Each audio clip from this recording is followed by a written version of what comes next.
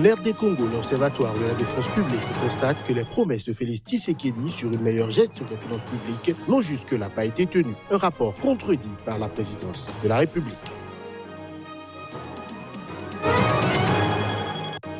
Les relations entre la CMA et la plateforme sont tendues depuis la mort d'un officier dans un accrochage mi-décembre. Les discussions entre groupes armés débutent ce jour à Ménaka, au nord-est du Mali.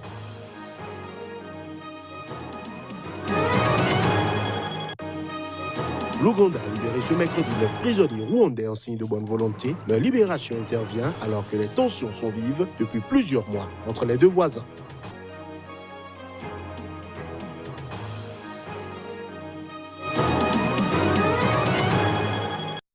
Démarrons cette édition par des nouvelles de la République démocratique du Congo où l'Observatoire de la dépense publique constate que les promesses de Félix Tshisekedi sur une meilleure gestion des finances publiques n'ont jusque-là pas été tenues. Dans un rapport publié ce mercredi, l'ONG explique par exemple que le programme d'urgence dit de son jour a été géré en violation de la loi cadre régissant les finances publiques. Elle cite notamment des cas de surfacturation ou encore d'opacité dans le processus de passation des marchés.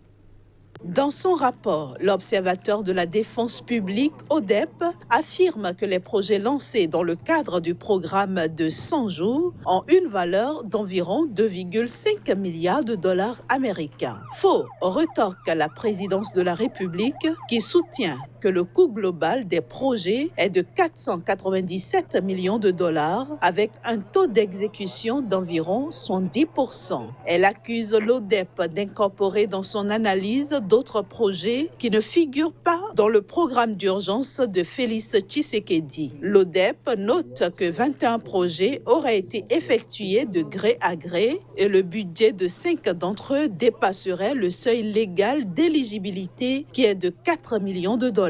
Là encore, la présidence de la République répond en disant que le programme de 100 jours regorge plus de 400 projets et, selon elle, seuls 10% de ces marchés ont été passés de gré à gré. L'ONG dit également qu'elle a constaté que certains projets de construction d'écoles auraient été surfacturés. Elle donne l'exemple de la construction des bâtiments de 2 écoles à Kinshasa. La présidence de la République renvoie la balle au fonds de promotion de l'industrie qui avait financé le premier projet et pour le second, elle accuse l'ODEP de sous-évaluer les travaux réalisés. En fin de compte, l'ODEP demande au Parlement, à la Cour des comptes et l'Inspection générale des finances d'initier un audit sur la gestion de tous les projets financés par le Trésor public, le Fonds de promotion de l'industrie et le Fonds national d'entretien routier de janvier à septembre 2019. Pour sa part, la présidence promet également de publier le rapport global des travaux de 100 jours. On reste en RD Congo où la tension monte entre étudiants et police. Cette dernière a, ce mercredi, lancé un ultimatum aux apprenants. C'est dans le cadre de l'évacuation du campus après des manifestations contre la hausse des frais d'études. Tout étudiant sera considéré comme un ennemi de la République s'il se trouve encore jeudi à l'université de Kinshasa. Les avertissements de la police congolaise ont été plus que clairs mercredi. Autrement dit, selon cet ultimatum, tout étudiant qui résiste à l'évacuation sera considéré comme un infiltré faisant partie des bandits qui ont tué au moins un policier et blessé grièvement d'autres mardi, selon le communiqué de la police. Les forces de maintien de l'ordre affirment qu'elles useront de tous les moyens légaux pour exécuter l'ordre du gouvernement qui a demandé mardi la fermeture du campus de Kinshasa et l'évacuation des résidences universitaires dans les 48 heures. Appel est donc fait aux étudiants d'évacuer volontairement leurs résidences universitaires avant le lancement de l'opération de déguerpissement forcé.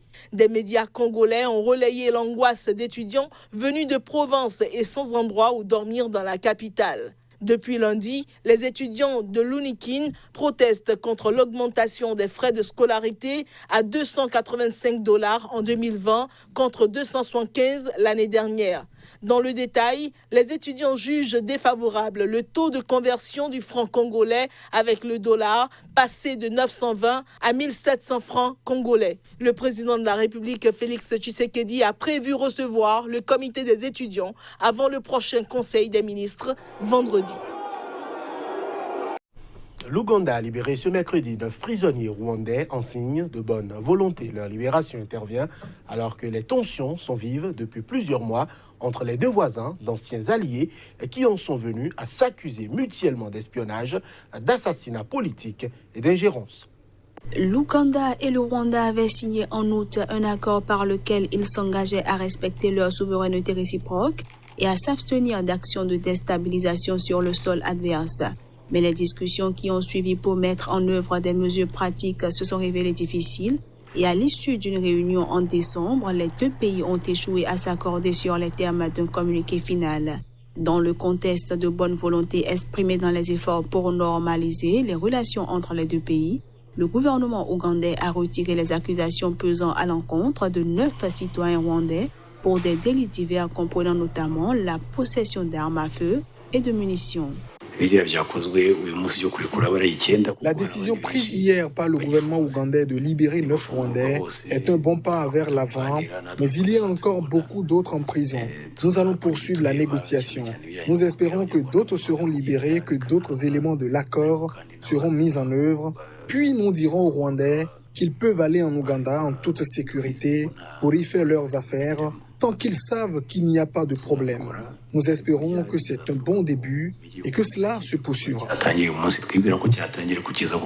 Les présidents ougandais Yoweri Museveni et rwandais Paul Kagame étaient des alliés proches dans les années 80 et 90 quand ils s'étaient mutuellement aidés à accéder au pouvoir. Mais avant même le tournant du siècle, les relations entre les deux hommes se sont nettement dégradées. Depuis lors, une méfiance persistante caractérisait les relations entre les deux pays, dont les liens diplomatiques n'ont toutefois jamais été rompus. Les tensions se sont encore aggravées au début 2019, débouchant sur la fermeture de la frontière entre les deux pays en février.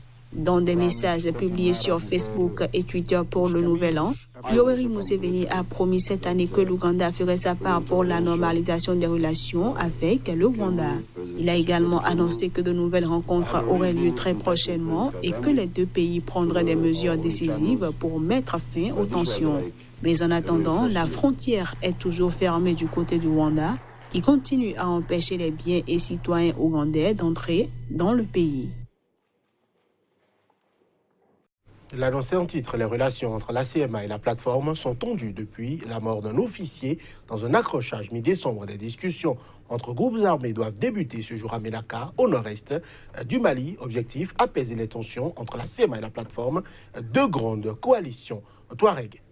Les dirigeants de la coalition des mouvements de l'Azawad CMA et la plateforme des mouvements du 14 juin d'Alger sont arrivés mardi à Ménaka. Mercredi, le gouverneur de la ville Daouda Maïga les a tous reçus et les délégations ont eu une première prise de contact. Les relations entre les deux coalitions sont tendues depuis mi-décembre après qu'un accrochage a provoqué la mort d'un officier du MSA, le mouvement pour le salut de l'Azawad, membre de la plateforme. Pour ces discussions, chaque coalition a mis les petits plats dans les grands. Les présidents eux-mêmes se sont déplacés. Bilal Hadj-Sherif pour le CMA, Fahad Al-Mahmoud pour la plateforme. Qui plus est, le général Aladj Gamou, président du Conseil supérieur des Ingar des Alliés, est arrivé mercredi pour jouer les facilitateurs. Un programme de discussion doit être déterminé ce jeudi. Mais encore faut-il que soient élucidées les circonstances de la mort de l'officier du MSA le 21 décembre, tué par des hommes armés dans un pick-up. Le MSA parle d'assassinat, la CMA de regrettable accident. Il y a un crime et il faut que les responsables soient identifiés, explique un membre du MSA. Derrière tout cela, c'est surtout l'influence de chaque groupe dans la région qui est en train de se jouer, explique un observateur sur place, ajoutant que le déplacement des hauts dirigeants n'est pas anodin. Le gouverneur de Ménaka estime quant à lui que chaque parti se trouve dans de bonnes dispositions. Voici à présent le moment de la revue de presse Afrique, l'essentiel de l'actualité paru dans les colonnes des Canards.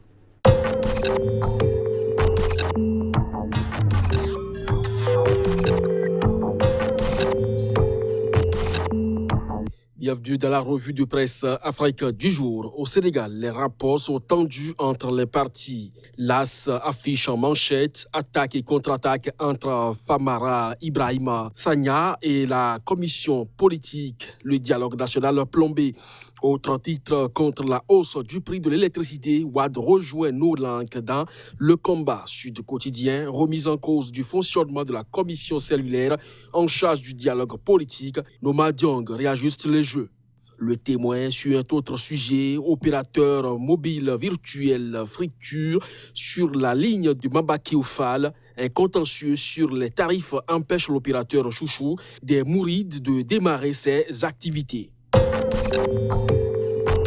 Au Burkina Faso, la situation sécuritaire est de plus alarmante et plus aucun lieu n'est désormais exempt du danger. Le quotidien numérique le confirme dans sa manchette. Burkina Faso, l'explosion d'une grenade dans une école coranique crée la panique dans la périphérie de la capitale.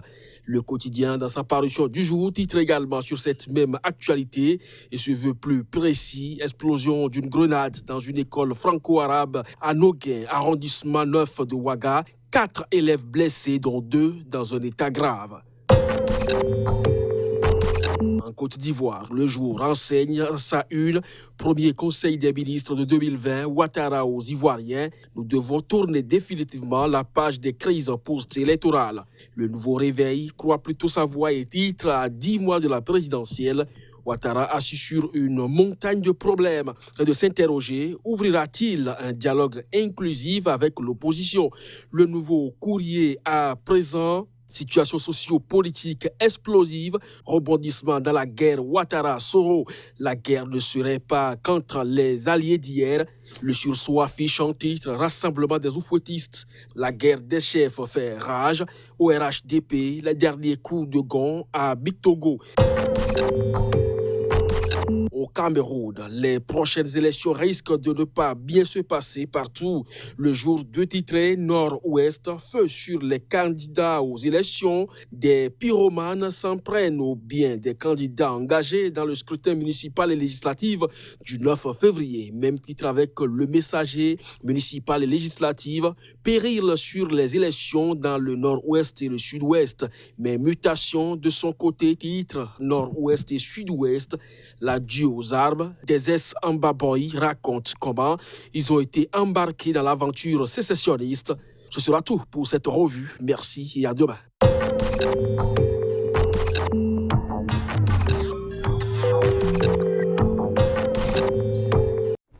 Et voilà qui met un terme à cette édition que nous vous remercions d'avoir suivi.